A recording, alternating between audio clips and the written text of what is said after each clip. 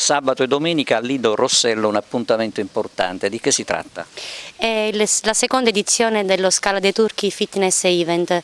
Intratterremo i bagnanti con delle attività inerenti al fitness, quindi la zumba, la ginnastica pilates e delle nuove attività. Il secondo anno che viene proposto questo evento, quest'anno in modalità solo spiaggia, ci sposteremo da ovest ad est lungo tutta la spiaggia per cercare di coinvolgere un po' tutti i chioschi e tutta la gente presente alla spiaggia di Lido Rossello. Proporremo attività come animazione, intrattenimento, ma anche caraibico, zumba, fitbox, pilates e presenteremo anche una nuova attività, un workout che massimizza la capacità del corpo tramite il peso del corpo stesso, quindi sarà una bella novità, si chiama GRIT.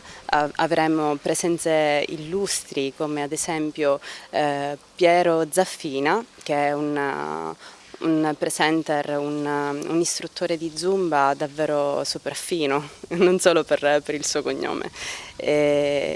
Poi avremo anche istruttori della provincia di Agrigento, quali Alvise Canicattì, Marzia Filippazzo, che si è impegnata con la sua associazione insieme al comune di Realmonte per la realizzazione di questo evento. Infatti con la sua associazione sportiva Bodyfield Crazy di Porto Empedocle appunto ha voluto fortemente questo evento affinché venisse coinvolta la spiaggia di Lido Rossello.